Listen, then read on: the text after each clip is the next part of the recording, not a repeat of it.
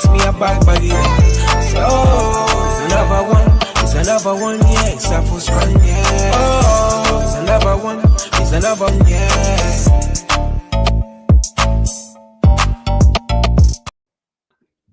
And we are back like we never left. Word to Benn Whittaker. It is fight week. There's also a review time and preview time. But before we get into that, I'm joined here by my esteemed family to the show. Ashanti, how you doing? I'm all good, Ray. How have you been?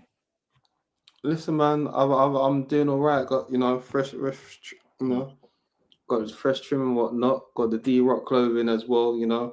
Rocking that. People check that out. Go on their website. You know where it is.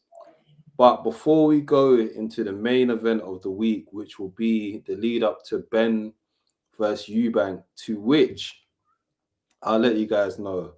I got a message from Ashanti probably a couple weeks ago, and he goes, "Listen, that show that you do the Tuesday before, I have to be on that." So I said, Ashanti, you got it, and here we are. But before we get into that, there was a fight this past Sunday, a nice little, Sunday boxing, different from the Saturday night. And a certain Mr. Whittaker returned, I thought, to a glorious entrance. I like the whole, came with the choir. I'm not a big fan of like a lot of rappers. I don't think there's a lot of rappers that aren't even good performers anyway, let alone, bringing out, fighters to the ring. He had a choir, they were glorious. Yeah, Jesus is King. It was Easter Sunday. And he went on to put on a great performance, which I believe was ended abruptly, but shouldn't be overshadowed by the new look Andy Lee gave him, despite he was fighting with, and for me, what should be the beginning of his villain arc. But before I conclude on it, Ashanti, Benn Whittaker first, Liam Cameron, talk to me. What was your thoughts? I concur. Ring walk was fantastic. I love the ASAP Ferg tune coming out, dancing. From when I saw him dancing, I was like, yeah, he was getting the choir involved. I thought it's not knocked his confidence too much. Whether he was faking it till he made it, I knew that there was something there. So it was good to see. And then I thought in the ring, great. From what other people in boxing, other fighters are saying, it's clear that maybe they think he might be a bit body beautiful like David Haye, and that obviously ripped to shreds, but the gas tank might fade a little bit after 6 or 7. Clearly the first 4, everyone is scared of, knows that jab, right hand, he's going to be able to throw every punch in the book. He's going to be evasive. I'm trying to think of a few other fighters like that. Most of them are probably high-level amateurs too. Maybe it's not a fair comparison, but someone like Josh Kelly, first 3 rounds, Josh Kelly is going to, no, he's sharp. No, I hear you. There's a few fighters where, I didn't rate his thing like that, but I'm not going to disrespect Josh Kelly like that either. So let me not let. He just caught straight unnecessarily. But sorry, apologies. Go on. That jab's going to be firing, and everything's going to come off it, and you just kind of need to ride out the storm. Try and get him into 4 or 5 feet, get a tiny bit slower, start trapping him on the ropes, and then see what you can do. But that like Paul kind of counter right hand over the top, the way he really buckled Liam Cameron, who he's boxing hard, but I think he's life hard. Those kids that fought at school before they were boxing, they just kind of, no, like, not in a bad, but... No, like, that is a fighter. Like, when they say there's boxers and there's fighters, that is a proper fighter. His mate on the estate's getting had up by other people. Liam Cameron's he's not backing down. He's going straight towards it, and there may be 4 of them, and he's going, yeah, let's go. And whatever happens. However it ends, he's a hard man. And Benn really, I slightly disagree. I don't think this stoppage was that early. Maybe a tad, but I thought it was when the knees buckled on the ropes, and I could see why Howard Foster stopped it. And I think I'm a bit of a wuss. I would always say, prefer to be early than late in terms of refereeing. We know the effects of CTE and concussions and I don't need to bore everyone. We all know those effects, and I'd prefer he stepped in. Liam Cameron's 34. He's got a family. lives to fight another day. I didn't really get the furor. Liam didn't really seem that upset. No one in the corner seemed, particularly angry, in my opinion, apart from the fact that Benn had to let them know what time it was. That's when they seem to have, a feeling or feel type of way about it. Listen, man, that I'd say on the stoppage that I feel like it was a bit premature. Yes, me and Ra were having arguments not argument, but disagreement in the group chat. He was like, we've seen boxing comebacks before. I didn't think this fight was of that ilk to have like some epic comeback from the stoppage. I feel like Whittaker was a boulder rolling down a hill where he just wasn't going to be stopped that fight. There was a clear gulf in how the fight was going, and it's not like the first one where, Cameron kept it dirty and put the pressure on him, and Whittaker just got him with a flash hit. Ra tries to do a the comparison, and I was so upset with Ra. He goes, "This is the same as Rolly and Barroso," and I said that has to be one of the most nastiest comparisons I've ever heard. Firstly, and one day we'll have Ra up on the pod. It's all love, but I need to bring him up. He needs to, face his crimes. He needs to, he needs to answer his crimes at The Hague for this, because I was saying with Rolly and Barroso, Rolly was clearly A side, and it was like they just needed any excuse to stop that fight. Barroso barely got hit. Clearly wasn't even wobbled, and they stopped that fight. They waved it off. It was the nastiest, quickest stoppage. They just needed the worst one I can think of. I'm not saying that it wasn't even a clean. I don't think it was even a clean hit. You look at the fact he barely catches him with anything clean, and then you're like, oh, has his gum shield come out? Is there something wrong with his shoes? Like, is he just did he hit him low? And then you're like, When he made that comparison, I was like, this is nasty. I said, with this one, don't get me wrong, do I feel like Cameron should have got a standing 8? Yes. Do I feel like he should have at least been given an opportunity to possibly go out on his shield? Yes. However, I still don't feel like it was a situation where it was we're bringing you up on your charges. A criminal, an absolute criminal. I couldn't believe he compared that to Rolly. I couldn't believe it. On a rule, apparently, because it was for some kind of very important IBF ranking title. Mm-hmm. The IBF don't allow standing 8 counts. That's what I've heard in the last few days. No, don't shoot the messenger. I'm not saying it's true. I'm just saying some people have brought up that if that is the case, the fix was in, and for me, it was kind of like you didn't need to put the fix in. The fix did not need to be put in. It was a case of, for me, it was like, Whittaker was tuning him up anyway. Whittaker was like, you're saying allegedly there's no standing 8 count, but even let's say put that aside, there was no way that I saw those replays. You're too close to the Midlands, but I'm disappointed that your shit. What is there to stick up for? He got hit. He got hit clean. Don't get me wrong. Should he have been allowed to go out in his shield? Yes. However, let's not act like it's not a complete robbery to the point where it's not like Frotch versus Groves where they're in the heat of battle and he gets clocked, but Groves still has a fighter's chance of dropping him to the floor. This was a case of, Whittaker saw the moment, he capitalized on it. At the minimum, it was a count. And he was hurt. Do I feel like he shouldn't have gone, the TKO straight away? Absolutely, he shouldn't have been. But let's not act like this is a robbery of big proportions. It's not a robbery of the big proportions. He's saying it's definitely on par with Frotch first, if not Barroso. No, stop bringing up Barroso. Don't give oxygen to him. He's clearly drooling because I don't even see it as a robbery. 10 seconds max. I mean, at least with this stoppage, there's an argument to see why it was stopped. I think 15 unanswered shots thrown, not landed, but shots thrown, and there was a big shot that really did buckle the knees, and that's there was about 2 that really got through. Where that's what I was saying. Yeah, it should have been. Listen, everyone, Ra, you are the one who's got this.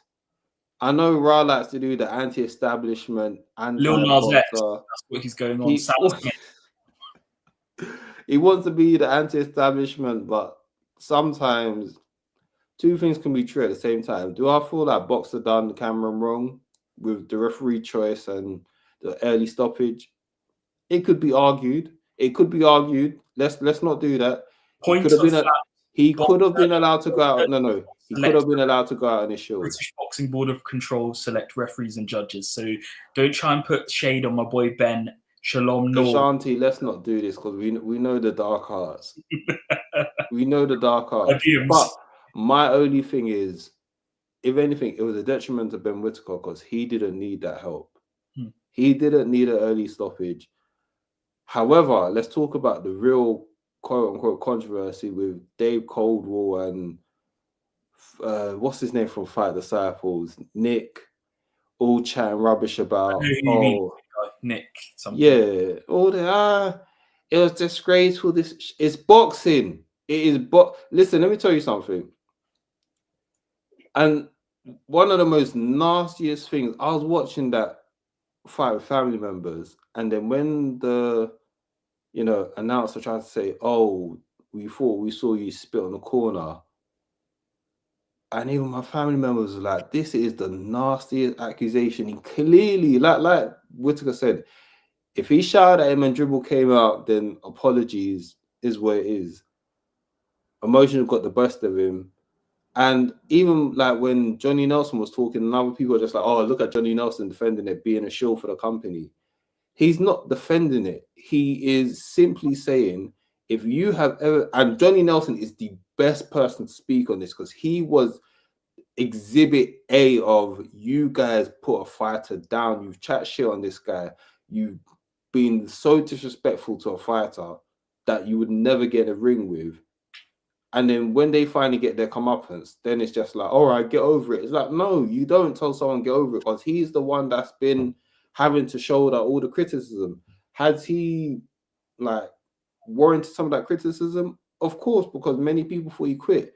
But guess what? If I can take the criticism, I'm the one allowed to lash out because guess what? That is what it is. And to see that passion in fighters after that is a good thing to see. And here's the funny thing. All these people giving it to Ben Whittaker about how he acted, that same coach he shouted at just said, you know what?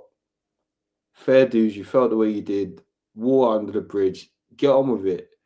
And more of you are just using it as a reason to hold it against Ben Whittaker. And I've already said this, and I know I'm going a bit of a tirade right now, but it's like a lot of undertones that's been used when describing Ben Whittaker. We already know what it is. Like, if you're not going to like him, just don't like him, but stop trying to use excuses. Stop being a coward and be like, oh, and he's fake humble. Like, you don't like him. You do not like him because he's confident. Just say it. And if there's anything more, then say it with your chest. But stop being a coward and using excuses to dislike him. And this isn't going to Dave Coldwell, though. Coldwell, I think, genuinely doesn't like that. And do you know what? I also don't blame him. Some people, it is their thing of like, yo, have some class. Let's not do that. Fair enough. I disagree to an extent, but I respect the way that Dave Coldwell has said what he said. The rest of you, don't try to jump on a bandwagon because you're not on what Dave Coldwell saying. You're just being sneaky cowards, using any excuse to throw disrespect at Ben Whittaker. But I've said enough. You let me hear your take on the whole celebration gate.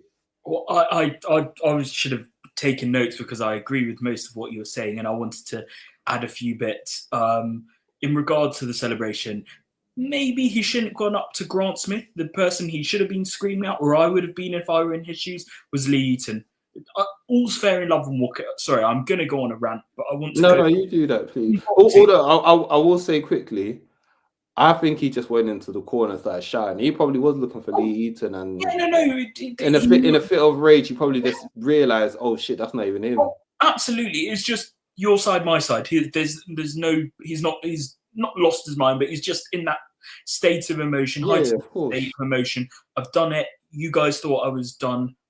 I'm giving it to everyone. Like, you could have been in the other corner. He'd have done it to them. It just happened to be there.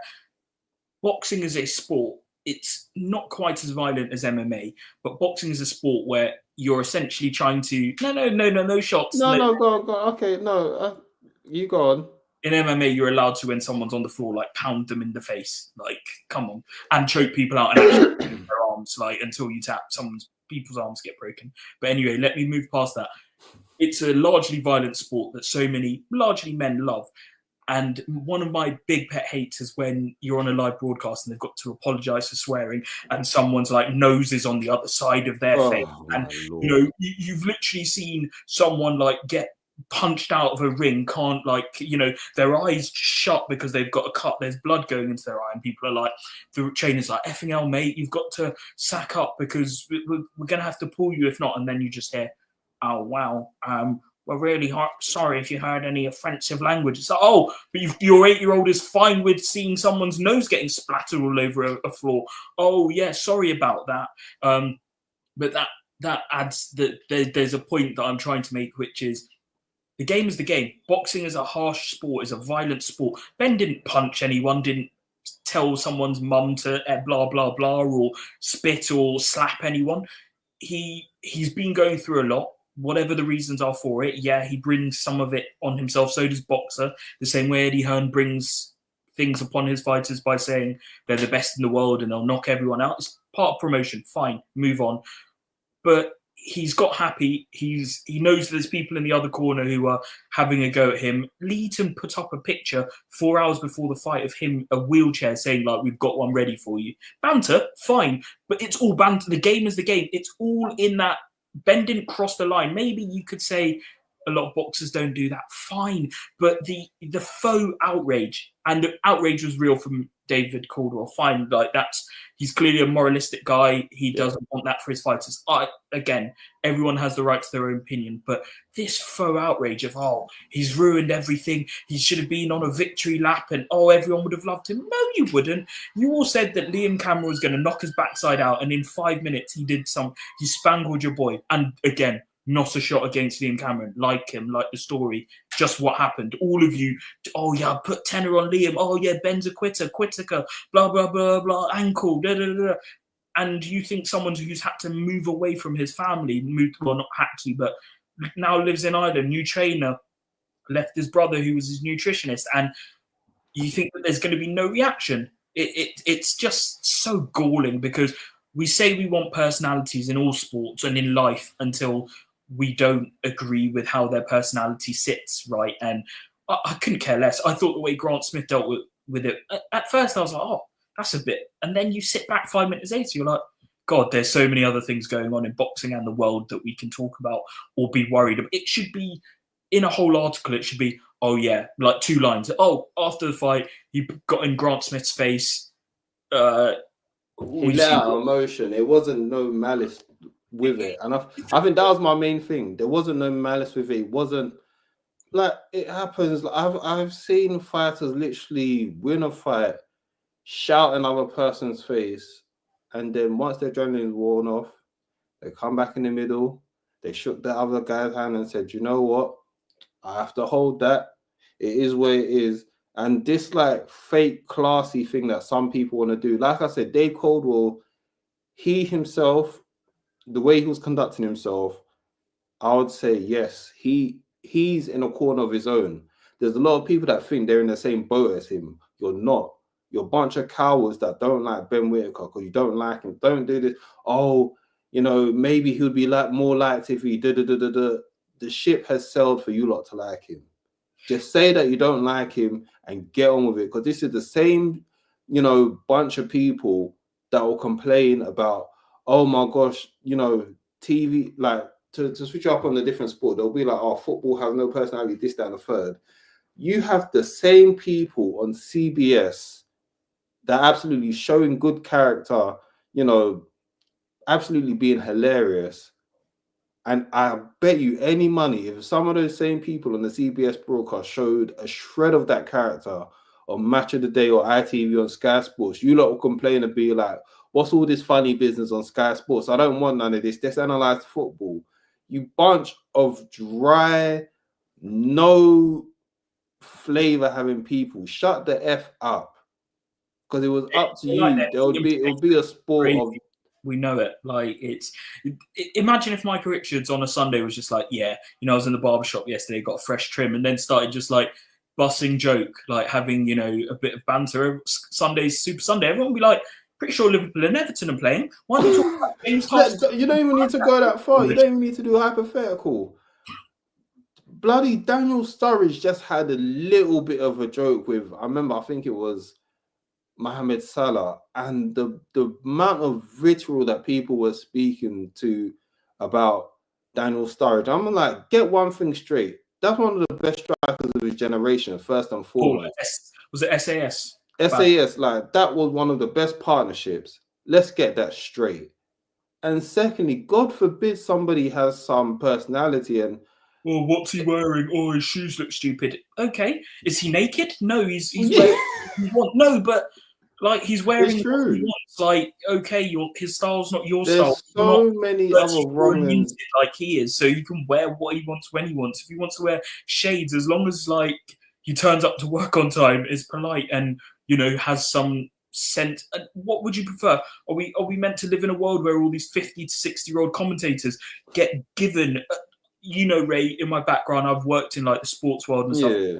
These presenters and commentators and broadcasters get given full packets of information before every game. They also get phonetically told before the start of the season. I know this for a fact. On Match of the Day, I'm sure they do it on other broadcasters, how to say a player's name. There are players that have been in the Premier League for 3-4 years and we're still getting names wrong. But I see nothing on social media about that.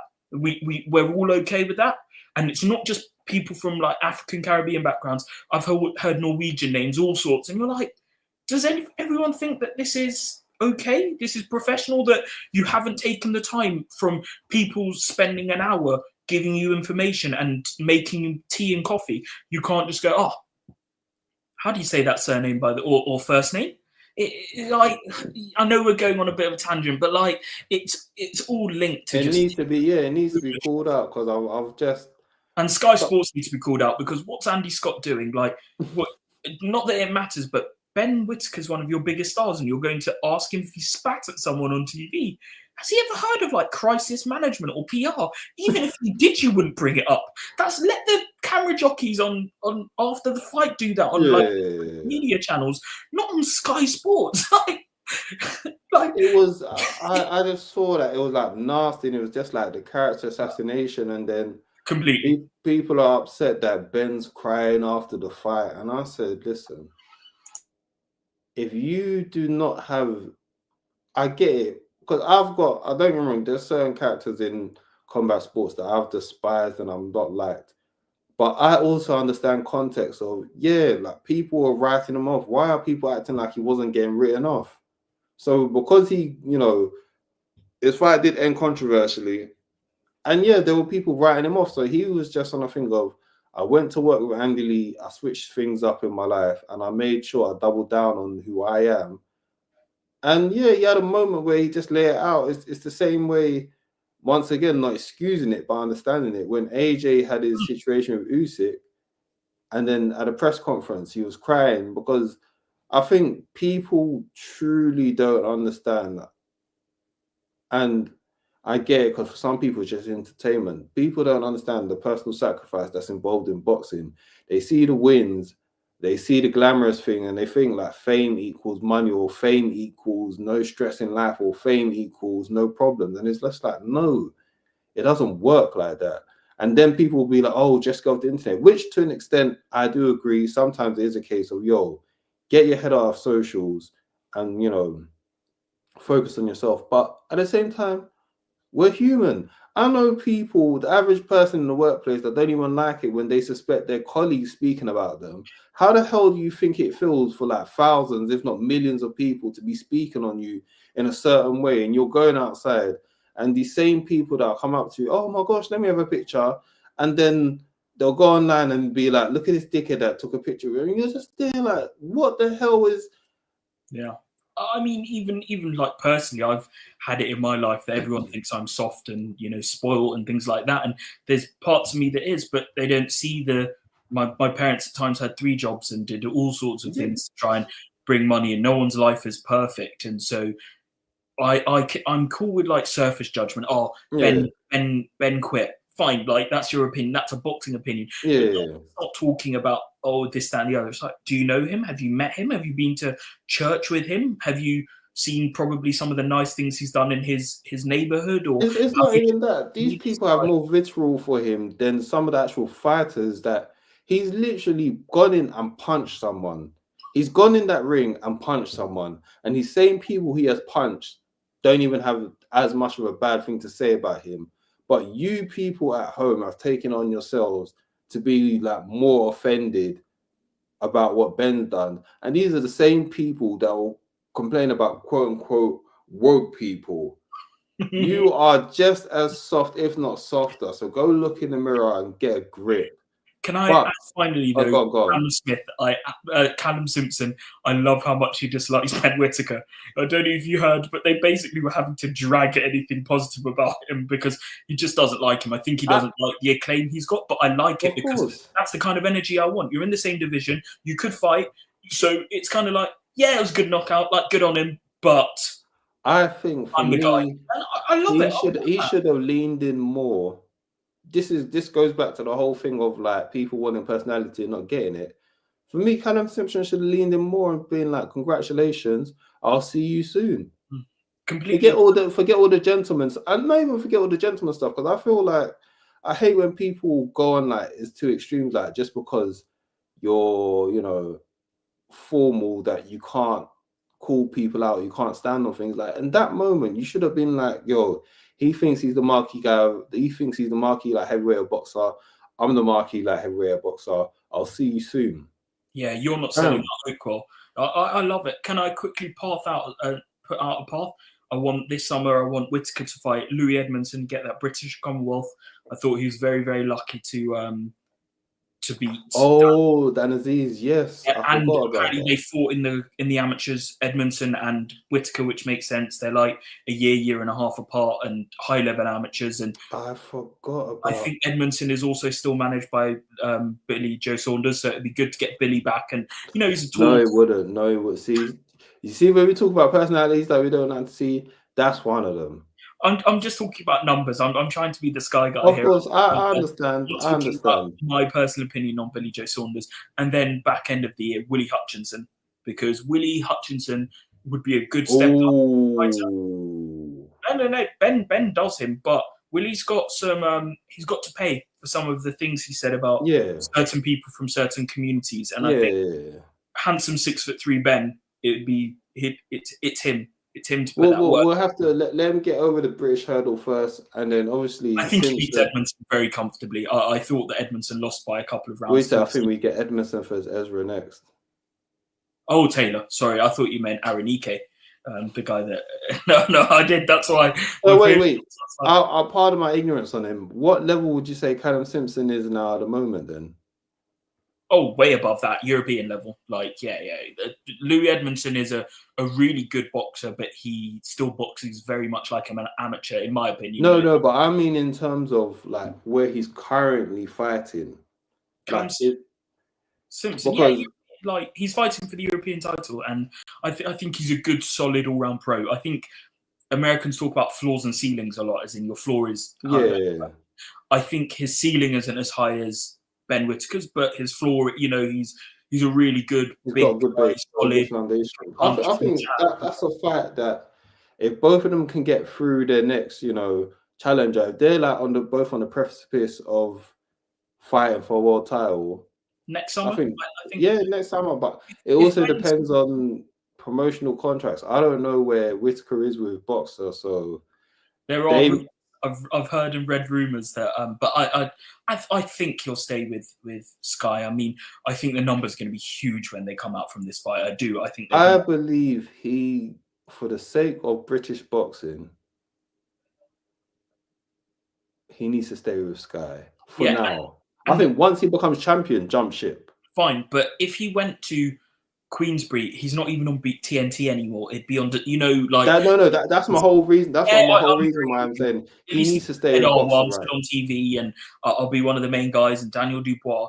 But this is no slight on DAZN. Like, they've done fantastically, but my mum, your family maybe aren't just logging on as easily. Like, my mum was out and she texted me about the Ben Whittaker fight the next day, and she was like, "Yeah, I saw the highlights on YouTube. What a right hand, blah blah." Yeah, like trying to go onto the DAZN Twitter feed and finding all of that out. But Sky Sports is ubiquitous. We can pretend it's not, and we can say that some of the rights they have now aren't what they were 15 years ago. But it's still Sky. It's still Sky Sports is still Sky News. Like, in terms of like national reach, and me and Abbas had this conversation not too long ago. In terms of national reach, Sky Sports, come on, shout out! How rude of me! How can I forget to shout Abbas, who was at WrestleMania, enjoying the festivities, wishing him a safe journey back, and we'll have him back soon. Listen, man, he was out there living his childhood, living not even his, many people's childhood dreams. He was at WrestleMania both nights and Monday Night Raw, and we welcome him back soon. But the guy he beat in the Olympics is fighting. Listen, and guess what? We don't need to rush Whittaker like that. We don't, because that guy, the fact that Ra mentioned him as the guy that he faced in the Olympics is an indication of, he's just being thrown in there for morale to be up and get a bounce back win. So for Whittaker, I think they just need to build up him versus Callum. And I think, that British level title, let's go for it. Let's take that.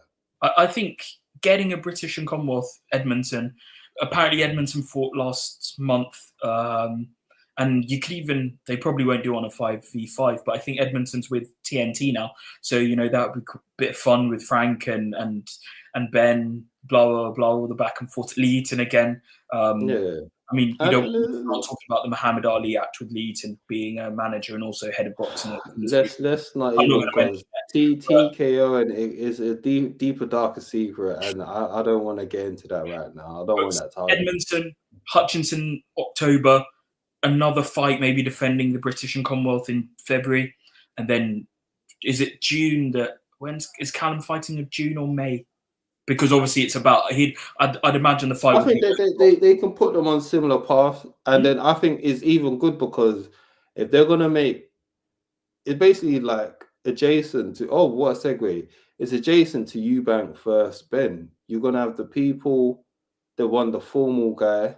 Well, Nigel Benn wasn't exactly too formal, but he was the people's representation. So the same way they're going to say Callum Simpson is this formal guy that we want. And then you have the rebel and Ben Whittaker, who was, you can say in the same shadow of Chris Eubank Sr., who used to rile the people, who's polarizing as ever. That's the fight to make. That is the fight to let us see if boxing can still capture the British nation outside of AJ and Tyson Fury, because the sports need them to right now. The sports. That is fantastic. You're right. February time, get them both on the same card. Callum might be the final fight just because. Of course. Higher, but Ben can bring so much acclaim. Sky, get him in the blower. Just run it into June. I only say June because obviously with football stadia, it's about the pitch being relayed. I don't think they need a stadium. I think sometimes Oakwell would be popping in the summer. Like, that'd be a really good. Can you imagine Ben Whittaker outside a shopping centre in the summer, just being allowed to talk and you could see him in a tank top, just kind of. Do you think they'll make Simpson on the A side? By definition, yes, as in it would be at Oakwell, because we haven't seen Ben Whittaker selling if he's a Wolves fan, or we haven't seen him selling a. I mean, he's done a Wolverhampton card before. The same, didn't him and Azim? 2,500. Simpson's doing 15,000 or 20,000. That's fair. Yeah, what, you're right. They're numbers, and I'm not a geographer, but the distances aren't huge. Like Wolverhampton to Barnsley isn't. It's 80 miles. Well, 80, maybe less. It's remember Barnsley That part of South Yorkshire is basically Derbyshire. It's the top of the Peak District. So seriously, I wouldn't be surprised if it's less than 80 miles. It's not Fair. that. So if you do have fans, they're 160. Yeah, that's super middle. yeah. Is he? I thought Callum was a 175. That's what I'm thinking. Yeah. Wait, let me. Well, do you know what? We've spoken enough about Whitaker anyway. We made a segue between Benn and Eubank, and we'll double check that. But No, cheers I've for got that. one Bro. final point. Go on. Did you watch the Lee Cutler fight? Absolutely not. And Okay, apologies well, to that man. Sam Eggington, very good fight. One judge had it. It got stopped after 8 rounds. One judge had it 90-83 to Eggington, which was one of the worst cards I've ever seen in my life. Lee Cutler won the previous fight previous round so comfortably. It was an absolute disgrace. So Listen, shout out to Eggington, because that guy, when you need someone to just put on a show, he is the guy that you just put on, and it just goes out there and, you know, goes hell for leather with anyone, and he keeps eyes on the TV. So shout out Eggington. And sorry, Ra is correct. Super middleweight for Callum Simpson. So unfortunately, that fight won't be happening anytime soon, but we can only dream. Next year it can. I don't see why next year it doesn't. He's a big I guy. don't. It all depends on if he wants to move up, because he might look at super middleweight and see, like, if Canelo's still there, he might see that's a bigger payday than light heavyweight facing Bivol. Wants to fight Ben Whitaker. Maybe that's what confused me, because he's openly. Oh, okay. Oh, then. Like, yeah. I think he said it after the fight. He was like, okay. I do both of them. Oh, like, then if he's feeling froggy, jump. Yeah, that's what I think. Yeah. I'm not. I got my numbers wrong, but Callum Simpson legitimately was like, yeah, I beat Ben Whitaker tomorrow. So, say money talks and everything talks. He knows. This is the time where, because a big star, and you may move back down afterwards, but you'd move up to 175 for that. It's a showcase fight for his career. I think this is my issue with Boxer, because there's so many times they've had key pieces and they haven't capitalized. Whether it's when they had the whole cruiserweight division and they didn't really find a way to maximize it. The same way they've got good, British pieces with Whitaker. They've got Callum Simpson, obviously Caroline Dubois, Adam Azim. I don't know if CBS is still part of Boxer. Yeah, so like utilize your guys more. It's like Sky Sports is the last platform that we have to build up British stars. And I've been saying this, I had this discussion with Trey as well. And I was saying, you still need traditional TV. And the reason why this is even backed up, Benn vs Eubank, this has been one of the few promotions that I've seen on traditional TV. They've gone back to doing daytime TV shows and traditional streaming. And yes, I get it, because everyone's just like, the future is streaming. It is, but we cannot forget, in order to capture a nation, you need all parts, all sides. All these vanity metrics of social media is just that, vanity metrics. And it's the same comparison I always make, and I'm always going to carry on saying it. There's so many, I'm big into music. There's so many musicians that will be on social media. Everyone's liking their post and everyone's retweeting this, that, and the third. And when it comes to either album sales or putting bums in seats at arenas for their shows, no one wants to go and see it.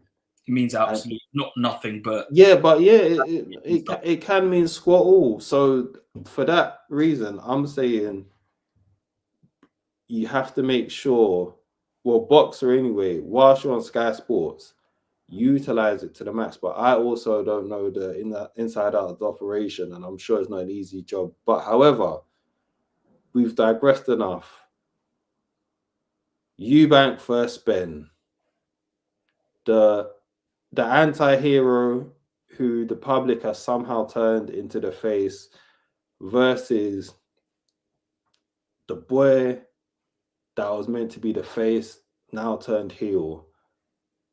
And for those that are getting confused on wrestling terms, it is what I'm saying is Eubank, who has been the villain for most parts, has now somehow become the baby face of the nation. Let me not say baby face, but he's become a face. Whereas Benn, after all the wrongdoings that he's done, has now become the villain. And for me, this is Eubank's fight to lose. And I'm very worried. But before I go into why I'm worried, I've gone on too long. Ashanti, where's your breakdown of this weekend's upcoming fight?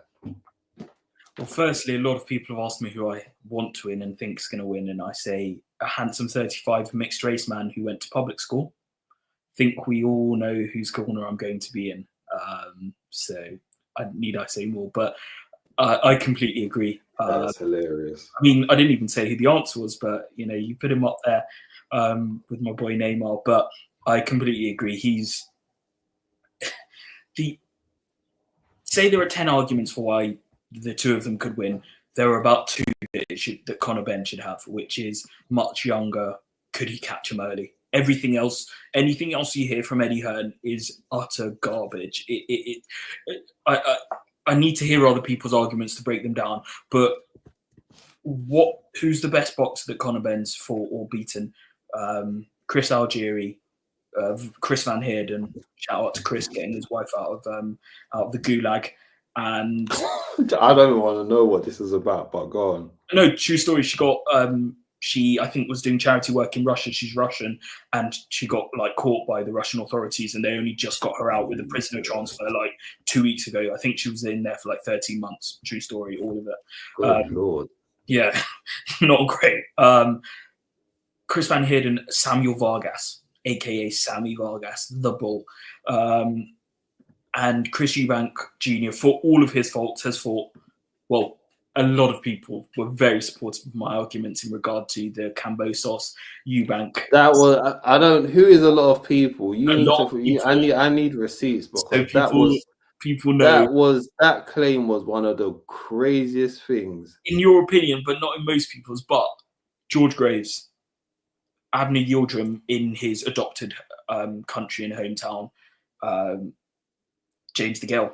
I know at the back end of his career, but still a big fight. Still a very big fight on ITV pay-per-view. I'm sure I'm forgetting a few, but Billy Joe Saunders, of course, one of the top 10 biggest all-British classes in the past 10 years. It was both big-time fighters, and Conor Benn has fought on undercards of big fights. He's never fought I don't think he's fought in front of 20,000 people, let alone 65. So hasn't fought better opposition, hasn't beaten better opposition. Since he has had some changes in his career, he doesn't look like he's as concussive a puncher. That's all I'm going to say. I'm not trying to get sued, so enough said. And additionally, a good big one beats a good little one. And if you think that they're of a similar standard, as in Conor in the next 4 years will fight similar level to Chris Jr., I don't think he'll far exceed it. I think most people would admit if he does become a world champion, he won't be dominant at a weight. He's not going to beat Boots Ennis. Man, they are both going off of their names. Let's be honest. And Chris Jr. put a good. He put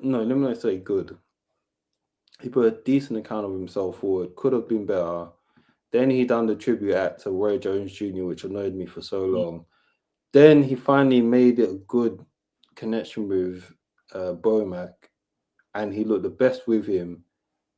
And that's just obviously things have gone the way they have gone with Bomac, and now we're back here.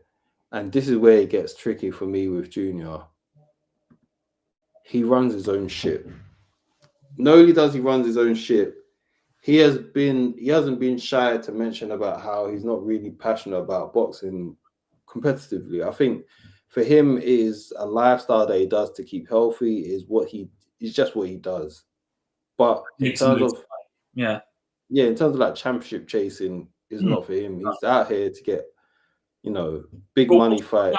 Camp is good. I think Jonathan Banks is a proper trainer. Trained Triple G, And he's been training in London in one place. I do like that, rather than him going to Vegas or London and Brighton and moving around. Yeah. And he's got a nutritionist on board, these are all positive signs. I'm not disagreeing with you. I'm just saying there's a lot of to be succinct, all he needs to do first 4 rounds is jab and hold. Like, just keep your hands up. Just pop that jab out. Yeah, Conor can try and slip under it, then vary the jab, go up and I think he should just aim for the chest, because if he comes low, then you're going to catch some part of his face. And if you're just putting the jab out, at least you're taking up the space, and he should be decent enough with his feet to try and be able to move around the ring, and then obviously throw the backhand if necessary, but largely just dominate off the jab. And just, I heard another podcast and I hadn't thought about it, and I agree with it. He needs to get into Conor's ear. Every clinch, every end of the round, I'll be telling him. That's going to happen.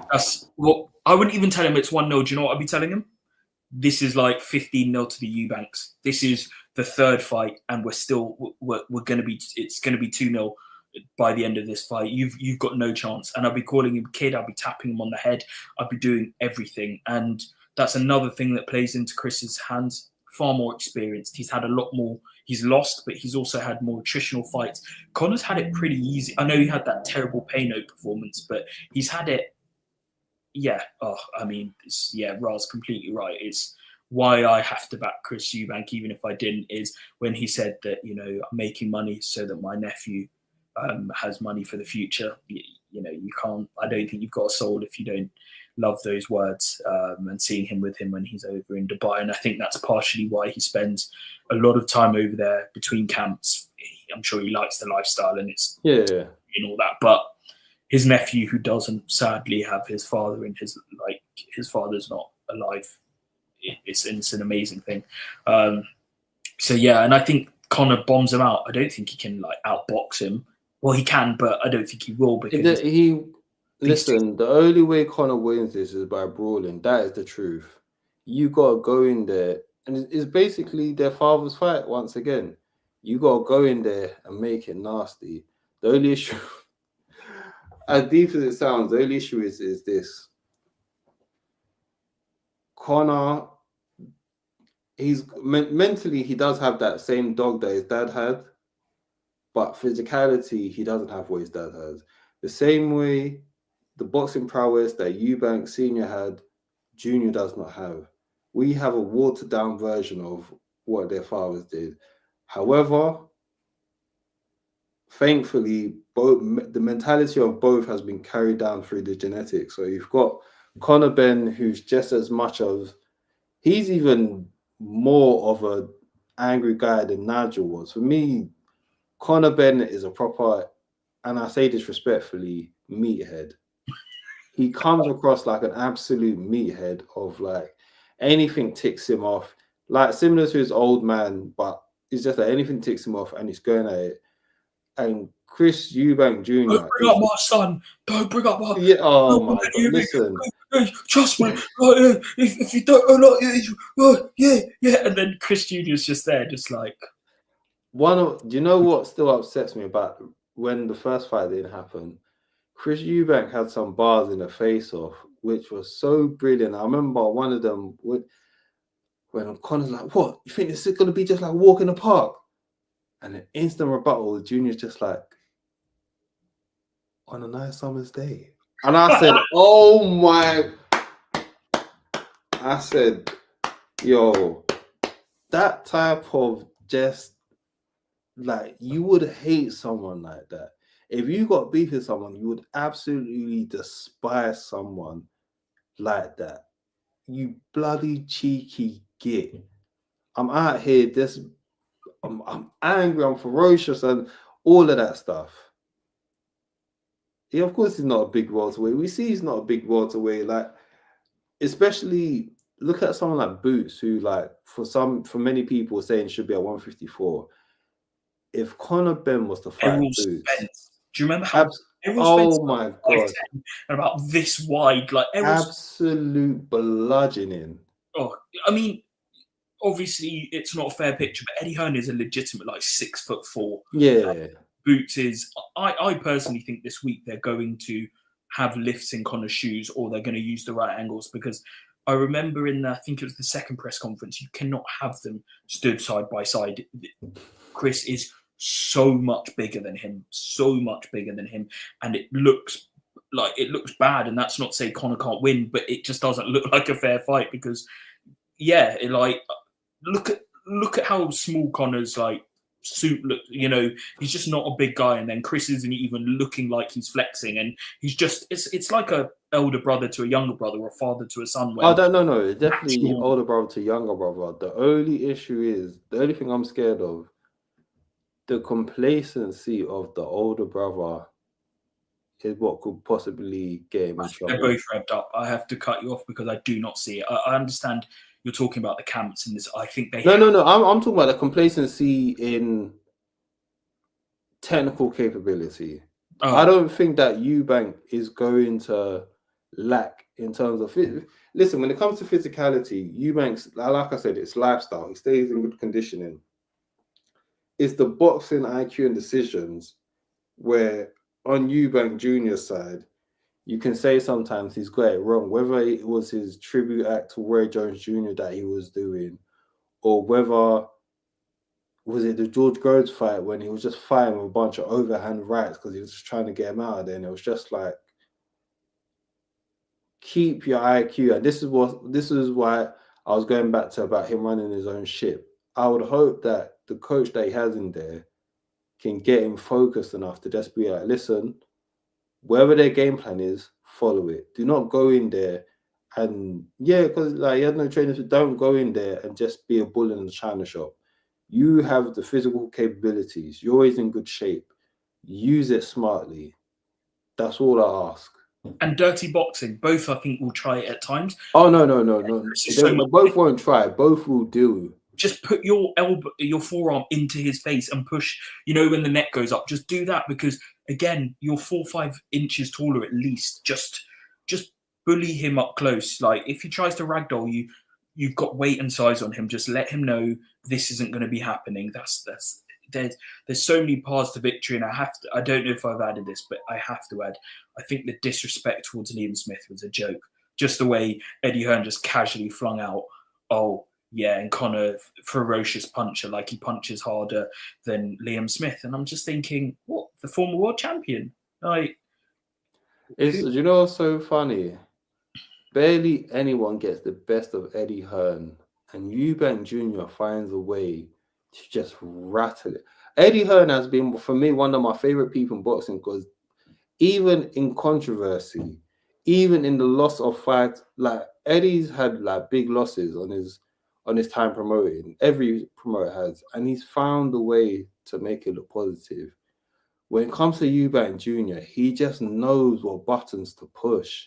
He just knows. I think it's because when Eubank Jr. was younger, Eddie, it's almost like Eddie looked at him like he's the same young boy where it was just like, you don't know what you're on about, so I can outschool you. Whereas now, like, Eubank Jr. has grown up now, and it's just like that small boy that you used to, outwit all the time, or you could speak down on. Because he may have just looked at him like, oh, this Nepo baby, let me just handle it real quick. And now Junior's grown up, and it's just like, oh crap, I can't just talk down on him like I used to talk down on him. I think it's twofold. I think Chris Jr. has been told his entire life that, like, Eddie is not nothing, but the Hearn, we're warriors, we're the real ones, and the Hearns aren't much. So I don't think he has that tacit respect for Eddie that a lot of boxers have because he's Eddie Hearn and he can change your career. I don't think Chris knows he can go to any big market in the world and get a fight. If he went out to America tomorrow, well, he's got the Conor fight. The point stands, he can fight Edgar Berlanga or one of these big names because Chris Eubank Jr., I think his dad's really famous over there. He spent time over there. His name rings bells. He knows Mayweather's. And the second one, and I don't want to offend anyone, but I do think educationally, I think Eddie's met his match because Eddie, no matter what, he's a smart guy. He's had a great education. He went to a great private school in Essex, so he may be able to utilize his wit and intelligence over some other boxers or people in the boxing world. But Chris went to an even better school and probably is smarter and more educated than he is. And you see that in the way that he speaks and his rhetoric. And so I think Eddie has tried it and knows that Chris is one of the few people in the world of boxing who he can't outwit. And if he does come back, he'll have another retort. And if he wants to go back and forth all day, Chris will happily do that. Whereas he usually has the educational upper hand on a lot of people. He just doesn't have it on Chris. Chris, like, Brighton College is legitimately one of the best schools in England. Like, I think just schooling and his dad is like, he went to Brighton College. What better education? You've got the life side of it through your dad, and you've got the academia side of it through school. He plays poker as well. Poker is a cerebral game. It's a game of numbers and knowing people, and it makes you work on your own mentality and things like that. And I'm not good at poker, but I've got some friends that play it often. And, you know, you play high stakes poker. There's a lot of real people with a lot of brains and very good at numbers. And yeah, I just think he's around. Chris Jr. wants to win this match so he can get his winnings and spend it playing poker with Neymar Jr. Yeah, and I love that for him. Those guys, like, yeah, he wants to get in and get out. But I know there's a rematch clause, but I hope if one wins quite conclusively, there isn't a rematch. I feel that the fight's going to be so big that unless it's a real tight decision, it won't need a rematch. I'd quite like both of them to go their separate ways, like whether that's Chris. Oh, yeah. I'm hoping it's decisive. I kind of hope. I think I've lost my mind. Before a few years ago, I really wanted them to get a legitimate world title, but you can't want something more for them than they want it for themselves. I kind of think in a year's time he should fight Jake Paul. I'm not even joking. Like, yeah, Jake's on this kind of magical mystery ride. He's now fighting another son of a legend, apparently in the summer. No, that one more. Listen, this one hurts because say what you want about Chavez Jr. and, you know, the title run and being handed stuff until he met his match in Martinez. He had decent enough skill. I'm not going to say no magnificent. He was decent enough. After the Anderson Silva loss, it kind of led me to... I'm being deadly serious. Jake Paul's going to beat Chavez Jr. He's going to be just recently out of rehab. Like, he's not all there. Yeah, and it's some of the fights that won't be his fighting weight. He's going to be like 15 it's pounds. Some of the nastiest stuff, and I hope that I can't wait for Darren Till's Misfit fight to happen already, so that Darren Till can once again go on the mic and call out Jake Paul, because I think he's the only one that's maybe able to get popular enough to give Jake Paul the hiding that everyone wants to see, and he will. Don't get me wrong, he will hide from him. Serious. Next summer, Eubank Jr. He's got the name, he's got the popularity, he's well known in America, he does numbers. He'll think he can. I am telling you now, Chris Eubank Jr. will carry him and will spark him whenever he wants. He's a legitimate fitness. I hope so. No. He will kill Jake Paul. No. But I'm saying not in terms of the actual match. I'm saying that will actually happen. Yeah. I hope, because at this point, Eubank Jr. doesn't want no titles. He's just in it for the money, so let's hope. He does not know who Janabek is. He's asking Kazakhstan. Listen, he went to the boxing board and said, "You take me." Very few boxers have done this in history where they said, "Yo, you take me off. You absolutely take me off mandatory status. I want to do what I want." Carlos, nah. Listen. But to conclude, well, Ra said he thinks Canelo gets to pull. No, he doesn't. Apparently, he was genuinely like a few days away from fighting. No, I think Canelo, where he's in his career, he's still got a few more serious fights in him. It's not like when, you know, when Mayweather fought McGregor, where it's just like, I'm genuinely at the end of my career. Like the only way that Canelo could fight. No, the only way Canelo could fight Jake Paul, I think, is after his contract with Riyadh. I think if Canelo was to ever do that fight, he's not doing it with Turkey. Because why am I giving that percentage? Why would I give that percentage to Turkey? Yeah, it's no point. One quick anecdote is I met Chris Eubank Sr. for the first time at the Conor McGregor, Floyd Mayweather. Ah. Was it the Wembley Arena? The press. They had the press conference there, and that was a crazy press conference. And just walking out and bumped into Senior, just looking resplendent as always. Oh, man. I'm gutted he won't be there. Every now and then I watch Eubank Sr done interviews with Eric Hawani, and it's just excellent. It's just Senior on form, and when Senior's on form, it's just brilliant watching. So, but to conclude, because we do have to bow out, final predictions.